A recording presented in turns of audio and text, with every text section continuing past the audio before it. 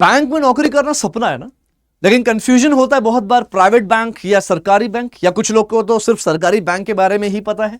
चलिए बात करते हैं दोस्तों। बैंक में अगर आप नौकरी करते हो तो सरकारी बैंक में भी जा सकते हो, प्राइवेट बैंक में भी जा सकते हो। सरकारी बैंक में जाने के लिए आपको पीओ के एग्जाम्स, क्लर्क के एग्जाम्स होते हैं जो आईबीपीएस, आरआरबी, एसबीआई और अलग अलग इंडिविजुअल बैंक्स भी कभी कभी लेता है। उसमें कहीं कहीं जैसे पीओ हो गया, पीओ मतलब प्रोबेशनरी ऑफिसर के लिए आपको दो एग्जाम्स होते हैं, प्री मेंस और इंटरव्यू होता है। क्लरिकल के लिए आपको सिर्फ प्री मेंस होता है और आपको इंटरव्यू नहीं होता क्लरिकल एग्जाम्स में। आप ज्वाइन कर लेते हो सरकारी बैंक। वहां पे सैलरी जो होती है, एक पीओ लेवल की बात करो तो 65 हजार से लेकर 1.25 लाख तक मैक्सिमम सैलरी होती है। डिपेंड करता है कौन से लोकेशन में आपकी जॉब हो रही है। वहीं पे क्लरिकल की बात करूं तो 35-40 हजार से लेके 55,000 तक या 60,000 तक सैलरी होती है आपकी क्लरिकल लेवल पे। अब अगर मैं प्राइवेट बैंक्स में बात करूं ना, प्राइवेट बैंक्स में भी जॉब मिलती है, बिल्कुल मिलती है।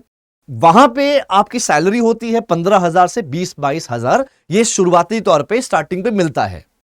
अब यहां पे क्या है, यहां पे आपको ग्रेजुएशन करना होता है कंप्लीट प्राइवेट सेक्टर में, प्राइवेट बैंक में ग्रेजुएशन किसी भी स्पेशलाइजेशन में। अब सरकारी में भी यही चीज है, ग्रेजुएशन तो इज मैंडेटरी है ना किसी भी स्पेशलाइजेशन में।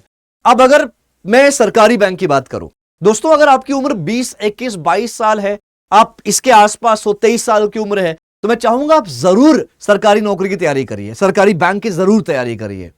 देखिए सरकारी बैंक तैयारी करना मतलब आपको English, reasoning, maths, journal awareness, ये सब चीजें आती है, करंट अफेयर्स, ये सब आता है एग्जाम्स में। तो आपको लगता है कि सर मैं ये ना प्रिपेयर कर सकता हूं, मैं इसमें मुझे मजा आता है, मुझे इंटरेस्ट है इस सब में, तो आप बेशक तैयारी करिए। लेकिन वहीं पे आपको लगता है नहीं सर मुझे ना डाउट है, मुझे डाउट है अपने ऊपर, या आपको लगता है नहीं नहीं सर ये तो मेरे बस का ही नहीं है, ये 2-3 चीजें अगर होता है ना, तो उस केस में आप प्राइवेट बैंक की तरफ रुख कर सकते हैं। अब इसमें ध्यान दीजिएगा, जो 2 कैटेगरी बताई ना, एक कि सर मैं कंफ्यूज हूं, मैं श्योर नहीं हूं कि मैं क्लियर कर भी पाऊंगा कि नहीं, दूसरा नहीं सर मेरे बस का ही नहीं है। जो आते हैं पहली कैटेगरी में ना कि हाँ सर मुझे confusion, I am not sure कि मैं क्लियर कर भी पाऊंगा, तो उस केस में आप अगर प्राइवेट बैंक ज्वाइन करते हैं तो प्राइवेट बैंक ज्वाइन करने के साथ साथ, या प्राइवेट बैंक में जो जॉब करोगे उसके साथ साथ आप ये सरकारी बैंक की तैयारी भी कर सकते हो। यार जिसको नहीं पता है कि प्राइवेट बैंक में कौन कौन से बैंक आते हैं, let me clear it. ICICI bank, HDFC, yes bank, IndusInd, Kotak Mahindra, Axis bank, ये सब ऐसे टॉप प्राइवेट बैंक्स हैं, टॉप प्राइवेट बैंक्स हैं। सरकारी में जैसे आपने कैनरा बैंक सुना होगा, आपने पंजाब नेशनल बैंक सुना होगा, तो ये सब जो बैंक है ना दोस्तों, ये सरकारी बैंक में आते हैं। ठीक है, सरकारी बैंक का कॉन्सेप्ट अलग है। स्टार्टिंग में जब आप एग्जाम्स वगैरह, इंटरव्यू वगैरह देके ज्वाइन करते हो तो आपकी सैलरी अच्छी हो जाती है। प्राइवेट में ऐसा नहीं है। प्राइवेट में धीरे धीरे एक्सपीरियंस जब होता है, एक्सपीरियंस के हिसाब से आप आगे बढ़ते हैं। अब रियलिटी की बात करते हैं, रियलिटी चेक देखते हैं, एक फैक्ट देखते हैं। आपको पता है अगर सारे मैं बैंकिंग एग्जाम्स को मिला लूं, क्लर्क, पीओ, सारे बैंक्स को मिला लूं सरकारी में, तो टोटल करीब करीब हर साल करोड़ों बच्चे, करोड़ों के आसपास बच्चे हैं जो फॉर्म भरते हैं। करोड़ों के आसपास, विश्वास मानिए करोड़ों के आसपास। कहीं 10 लाख, कहीं 12 लाख, कहीं 15 लाख, कहीं 18 लाख एग्जाम्स फॉर्म्स भरते हैं बच्चे इतने हर एक एग्जाम में। तो टोटल 1 करोड़ के आसपास बच्चे हैं जो अपीयर होते हैं, राइट, या फॉर्म भरते हैं। उसमें से सिलेक्शन रेशियो ओवरऑल पता है कितना है बैंक का? 0.4% से लेके 0.5% के बीच में ये सिलेक्शन रेशियो है।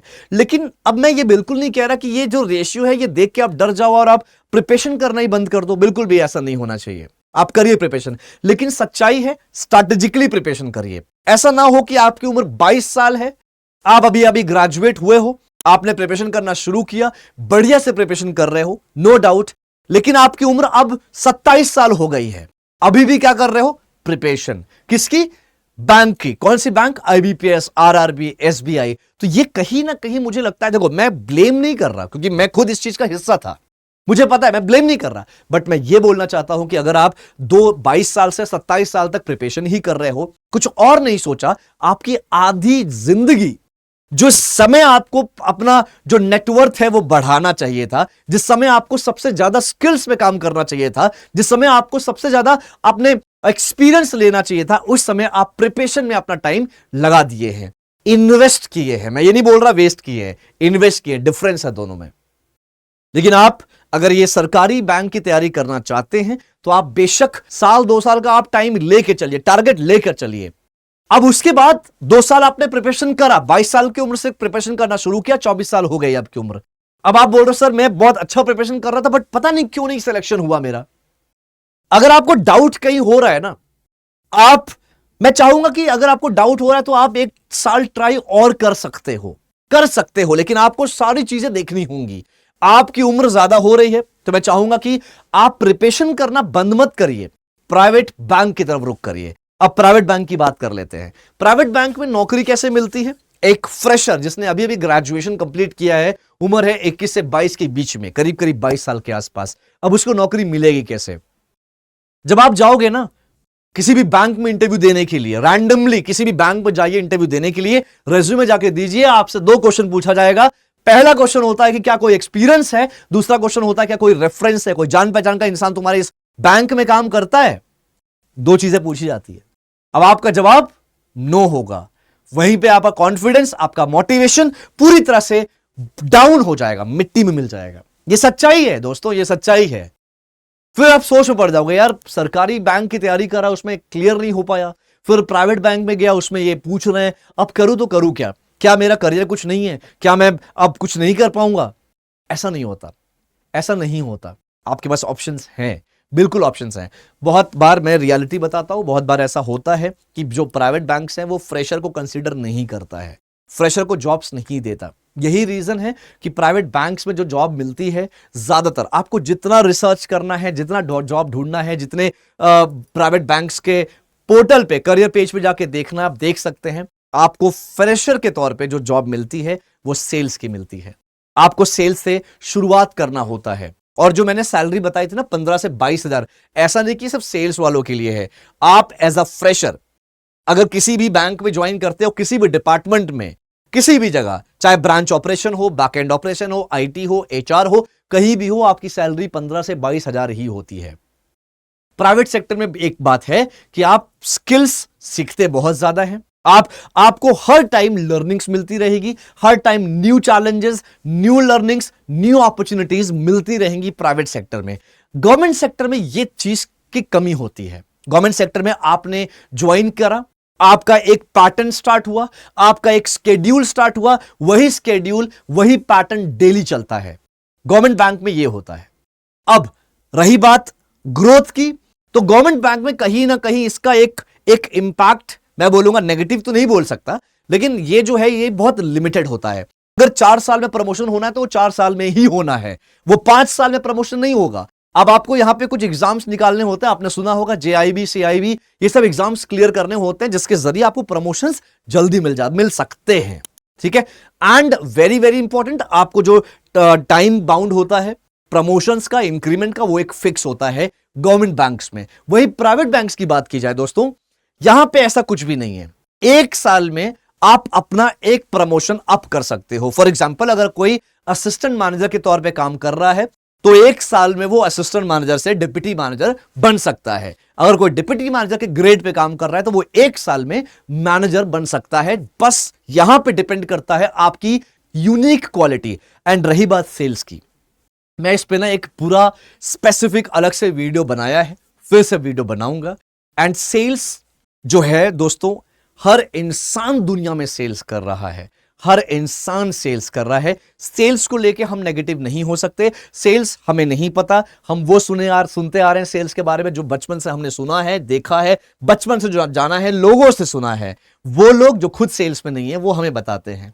तो जो इंसान खुद, जिसका कोई एक्सपर्टीज नहीं है, वो हमें बताता है किसी चीज के बारे में, तो वो चीज कैसे जस्टिफाई होगी, राइट? अंग्रेजी में कहावत है, in the site in the mind. जो चीज हम देखते हैं, जो चीज हमेशा हमारे नजरों के सामने होती है, वही हमारे दिमाग में होती है। ठीक है। हमें इतना बताया गया है सेल्स नेगेटिविटी के बारे में, तो हमें नेगेटिव बोलना है। खैर, इस वीडियो में मैं आपको सेल्स के बारे में नहीं समझाऊंगा, बस इतना बताऊंगा, दुनिया के जितने बड़े बड़े बिजनेसमैन हैं वो भी एक सेल्स पर्सन है। चलिए बात करते हैं नेक्स्ट कैटेगरी, दोनों बैंकों में, प्राइवेट और सरकारी में क्या है? प्रेशर। अब आप बोलोगे कि सर सरकारी बैंक में प्रेशर तो बिल्कुल नहीं होता, प्राइवेट बैंक में बहुत होता है प्रेशर। दम यार, जॉब सिक्योरिटी तो है ही नहीं। मैं आपको क्लियर कर देता हूं, प्राइवेट बैंक जिस तरह ग्रो कर रहा था दोस्तों, आज कोई एक बड़ी कंपनी है, एग्जांपल के तौर पे मान लीजिए रिलायंस है। अब कोई भी बड़ी कंपनी, कोई भी बड़े बिजनेसमैन को जब नया प्रोजेक्ट स्टार्ट करना होता है तो वो ज्यादातर लोन लेते हैं, राइट? या तो वो लोन लेंगे या तो पब्लिक से पैसा लेंगे शेयर्स वगैरह या बॉन्ड्स वगैरह के जरिए। ठीक है, जब लोन वाला केस आता है ना, तो उस लोन वाले केस में इनकी जो लोन वैल्यू होती है इन कंपनीज की, कितनी होती है? 1-2 लाख, 1-2 करोड़ नहीं, 20 करोड़, 25 करोड़, बिल्कुल भी नहीं। 1000 करोड़, 500 करोड़, 2000 करोड़, ये बड़ी बड़ी वैल्यू का लोन लेते हैं ये बिजनेस, ये कंपनीज, राइट? तो ऐसे केस में आप ध्यान दीजिएगा, जितने भी हमारे पास सरकारी बैंक्स है ना, उनको अप्रोच जल्दी नहीं करते ये लोग। कुछ बैंक को मैं छोड़ देता हूं, जैसे पंजाब नेशनल बैंक छोड़ दीजिए, एसबीआई छोड़ दीजिए, कैनरा छोड़ दीजिए, और भी 2-3 ऐसे प्लेयर्स हैं, बड़े प्लेयर्स हैं जो ये मैनेज कर सकते हैं। आप जरा जाके रिसर्च करिएगा, जो ऐसी बड़ी बड़ी कंपनीज हैं वो अपने नए प्रोजेक्ट के लिए प्राइवेट बैंक्स को ही प्रीफर करते हैं, क्योंकि प्राइवेट बैंक के पास इतना नेटवर्थ या फिर इतना डिपॉजिट्स होता है कि ये इनको दे सके। गाइस, अभी हमारे पास सरकारी बैंक 12 है और आने वाले 10 से 15 साल में ये 12 से 4 या 5 हो जाएंगे। ये रियलिटी है। और जो आपके जो पीओ और क्लर्क की जो पोजीशंस है ना, ये खत्म ऑब्वियसली नहीं होगी, ये एज इट इज रहेगी, बट इनकी वैकेंसीज थोड़ी कम होती जाएगी धीरे धीरे करके। दोस्तों, मैं आपको डरा बिल्कुल नहीं रहा, बट रियलिटी बता रहा हूं। मुझे लगता है आपको इन सब सच्चाई से वाकिफ होना होगा कि अभी जो सरकारी बैंक्स होते हैं, सरकारी बैंक्स में पीओ और क्लर्क, आपने 2 पोजीशन सुना है। अब पता है, अब और भी पोजीशंस आ गई है, wealth manager, relationship manager, sales manager, equity dealer. Trust me, मैंने खुद अभी एक वीडियो बनाई है कैनरा बैंक में, कि कैनरा बैंक में इन सब जॉब्स में वैकेंसीज आई है। और कुछ जॉब्स जो होती है वो परमानेंट होती हैं, कुछ कॉन्ट्रैक्चुअल बेसिस पे होती हैं। तो अब आप समझिए, प्रेशर की अगर बात की जाए ना, तो प्रेशर हर जगह है, चाहे वो प्राइवेट बैंक हो, सरकारी बैंक हो, राइट? देखिए, अब आप प्राइवेट बैंक के बारे में बहुत नेगेटिव बोलेंगे, प्राइवेट बैंक ऐसा है, प्राइवेट बैंक वैसा है, तो क्लियर कर लीजिए इस चीज को, प्रेशर हर जगह होता है। मैंने हमेशा पहले भी चीज कही है कि एक फौजी जो होता है, जो बंदूक ताने बॉर्डर पे खड़ा है और उसको नहीं पता कि उसके दुश्मन की गोली उसके सीने को कब छलनी कर दे, उसको बिल्कुल नहीं पता, वो सिर्फ बंदूक ताने 18-18 घंटे खड़ा है, उससे बड़ा प्रेशर तो कुछ नहीं हो सकता। डॉक्टर के हाथ में जब ऐसा पेशेंट आता है जो एक्सीडेंटल है, नहीं पता कब मर जाएगा, उस केस में जो डॉक्टर, उस पेशेंट के जो घर वाले होते हैं, वो डॉक्टर को बोलते हैं कि आप तो हमारे लिए भगवान हो। वो जो प्रेशर होता है ना, उस डॉक्टर के मन में, डॉक्टर के जहन में, वो प्रेशर जो है वो शायद आप कैलकुलेट भी नहीं कर पाओगे। तो ये प्रेशर तो कुछ नहीं, ये तो काम है आपका, ये तो करना ही करना है। देखो, आप प्रेशर के चक्कर में, सेल्स के चक्कर में, टारगेट के चक्कर में ऐसा ना हो कि घर पे बैठ जाओ खाली। प्रेशर हर जगह रहेगा। आपको दुनिया में कोई जॉब नहीं होगी, दुनिया में कोई कंपनी नहीं होगी जहां प्रेशर ना हो। आपको प्राइवेट बैंक्स में प्रेशर मिलेगा। सरकारी बैंक में अगर आप जाना चाहते हो ये सोचकर कि नहीं मैं तो बढ़िया से 9 बजे 10 बजे ऑफिस जाऊंगा, ब्रांच जाऊंगा, 4 बजे छोड़ के चला आऊंगा, ऐसा नहीं होता है। पहले होता था, अब हालात, जज्बात, वक्त बदल चुका है, ट्रेंड बदल चुका है, प्रोसेस बदल चुका है। समझिएगा इस चीज को आप। हम हवा में बात करते हैं, मत करिए दोस्तों, हवा में बात करना बंद करिए। आप लॉजिक पे बात करिए, आप रिसर्च करके बात करिए, आपको समझ में आएगा कि जो सरकारी बैंक्स में अब प्रेशर है, बट फिर भी आप शुरुआती दौर में अपना बहुत अच्छा कर सकते हैं अगर आप सरकारी बैंक ज्वाइन करते हैं तो, राइट? प्राइवेट बैंक्स में मैं बोलूंगा कि आप स्टार्टिंग में स्ट्रगलिंग तो है, लेकिन धीरे धीरे आप ग्रो अच्छा करोगे। लेकिन वहां पे एक कंडीशन है कि आपके पास अगर नॉलेज है, आपके पास अगर स्किल्ड आप हो, आपके पास प्रेजेंटेशन स्किल बहुत अच्छा है, आप यूनिक तरीके से प्रेजेंट करते हो, तो बेशक प्राइवेट सेक्टर में आप ज्यादा से ज्यादा और जल्दी से जल्दी आप ग्रो कर सकते हो। मैं ना एक यहां पे फिगर बताता हूं। पैसे की अगर बात करें तो जो सरकारी बैंक होता है वहां पे पैसे का एक लिमिटेशंस होते हैं, एक लिमिट्स होती है, लेकिन प्राइवेट बैंक्स में ऐसा कोई लिमिट्स नहीं है। प्राइवेट बैंक्स में ऐसे बहुत सारे आपको दिखेंगे लोग जो करोड़ों का पैकेज कम उठाते हैं, बट सरकारी बैंक में आपको नहीं दिखेगा ऐसा कुछ।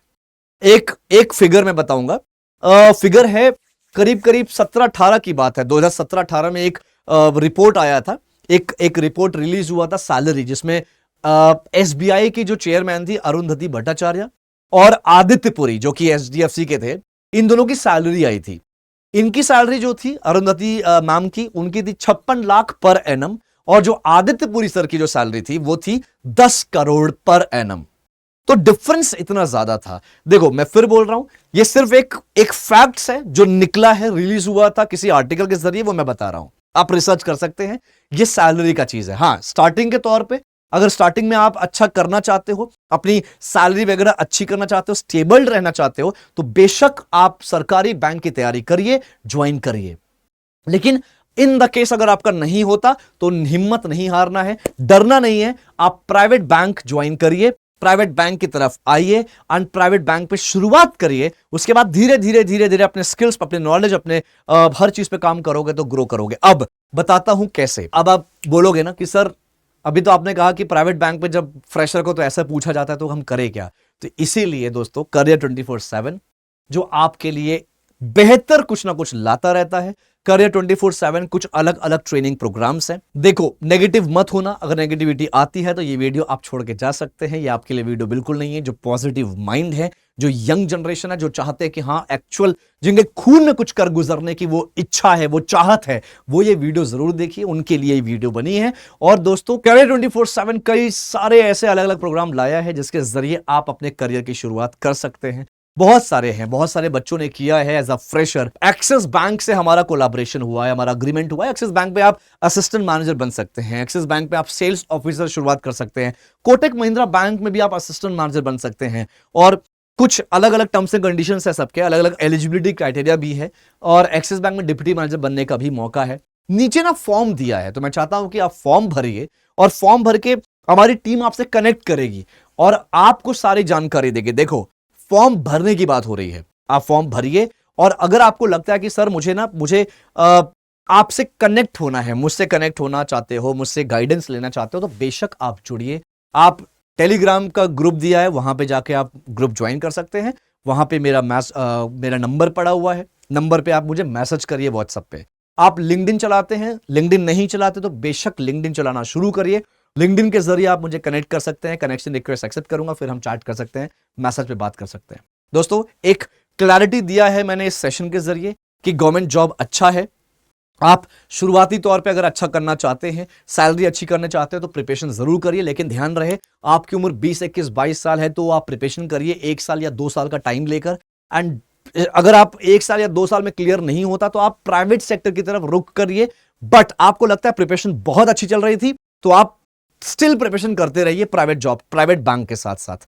लेकिन अगर आपकी उम्र ज्यादा हो रही है, 25 के ऊपर हो गई है, फिर भी प्रिपरेशन कर रहे हैं, मैं चाहता हूं प्राइवेट सेक्टर की तरफ रुख जरूर करिएगा। ऐसे केसेस में फाइनेंशियल प्रॉब्लम है या क्योंकि हर एक सरकारी बैंक के जो एग्जाम्स होते हैं, फॉर्म्स जो होते हैं, फॉर्म्स आपको पता है फॉर्म्स का पैसा कितना होता है, 600, 700, 800 रुपए होता है, तो बहुत ज्यादा है आपके लिए। अगर आपको फाइनेंशियल प्रॉब्लम हो रही है तो आप रुख करिए प्राइवेट बैंक की तरफ। अगर आपकी उम्र हो रही है, कंफ्यूजन है, कुछ नहीं समझ में आ रहा, तो प्राइवेट बैंक की तरफ रुख कर सकते हैं। लेकिन सब कुछ क्लियर है, मजा है, मस्ती है, कर लूंगा क्लियर में सर, मुझे आता है मैथ्स, रीजनिंग, तो आप शुरुआत यहां से बेशक करिए सरकारी बैंक से। ठीक है, तो नीचे फॉर्म दिया है अलग अलग बैंकों का, अलग अलग प्रोफाइल्स का, आप जुड़िए। एंड BFSI करियर 24/7 एक ऐसा चैनल है जहां मैं पूरी कोशिश करता हूं कि फ्रेशर्स के लिए कोई बैंक की अपॉर्चुनिटी फ्री में लेकर आऊं, पूरी तरह से फ्री में। आप देखिए, एक्सप्लोर करिए मेरे चैनल को कि रोज वॉक इन इंटरव्यूज में लेकर आता हूं, कहां कहां पर है, इंटरव्यू के लिए प्रिपेयर करता हूं आप सबको बैंक और फाइनेंस के अंदर क्या क्या चीजें होती है उसका फ्री कोर्स दिया हुआ है दोस्तों। तो आइए एक्सप्लोर करिए चैनल को, चैनल से जुड़िए, चैनल को सब्सक्राइब करिए। Thank you so much. मिलते हैं किसी और नेक्स्ट जॉब अपडेट में। कुछ भी कंसर्न है मुझसे कनेक्ट करके उसको क्लियर जरूर करिएगा। ठीक है, thank you so much, all the best everyone. मिलते हैं नेक्स्ट जॉब अपडेट या नेक्स्ट किसी धमाकेदार सेशन में। Thanks a lot.